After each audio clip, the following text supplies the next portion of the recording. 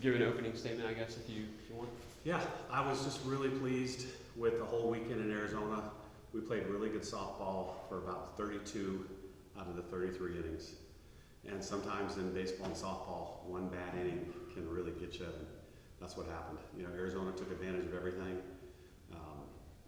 Squibbers went their way.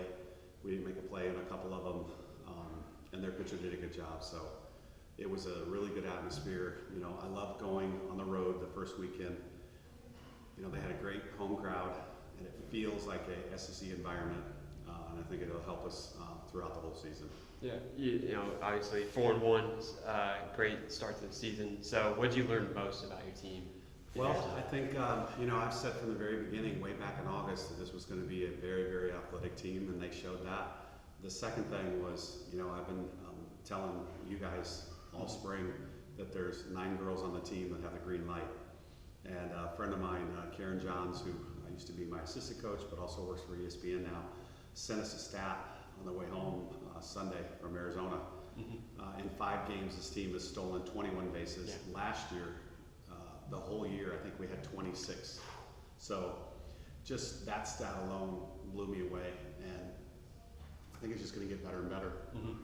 And then, you mentioned the stolen bases, and the leader was Audrey. Vandergrift stealing five, I believe it was. Yeah, broke the school record in the one game against Western Michigan. So, talk about her and she's a freshman. So, Yeah. what have you seen out of her, her first 5 games? Well, I think in practice earlier, Ryan I. Murray, our player development coach, grabbed me and said, "Murph, I really think we can steal third base this year."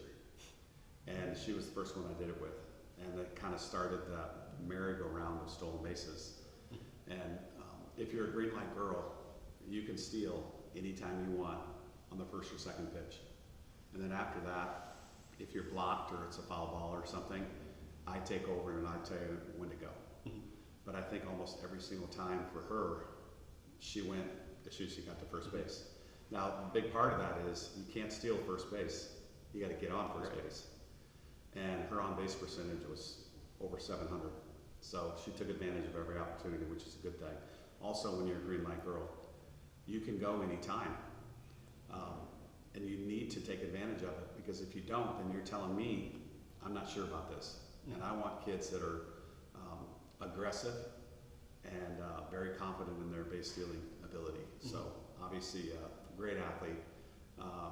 Her junior year in Georgia high school won the 100 and 200 meter dashes. And obviously that's a pretty good feat to be a state champion in those two, because I'm sure there's a lot of very good athletes in the state of Georgia. And, so we're glad she's here.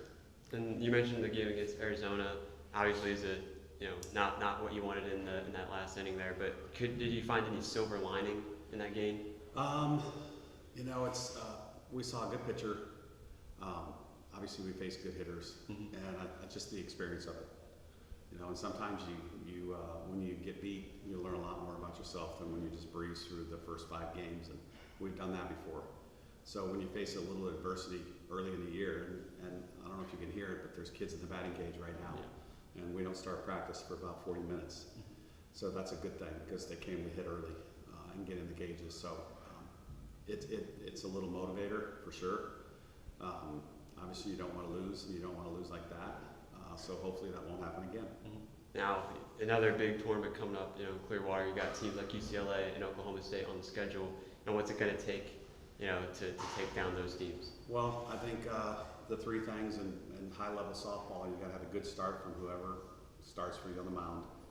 You got to play really good team defense. You can't give a team 23, 24 outs. You just cannot do that.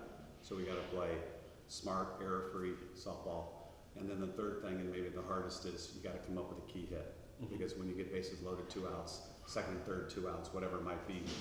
And one of the hardest things to do in baseball and softball is hit with 2 outs, because obviously the other team doesn't want you to get that hit or drive those runs in. So if we can go 3 for 3 in those 3 areas, we're going to have a good weekend.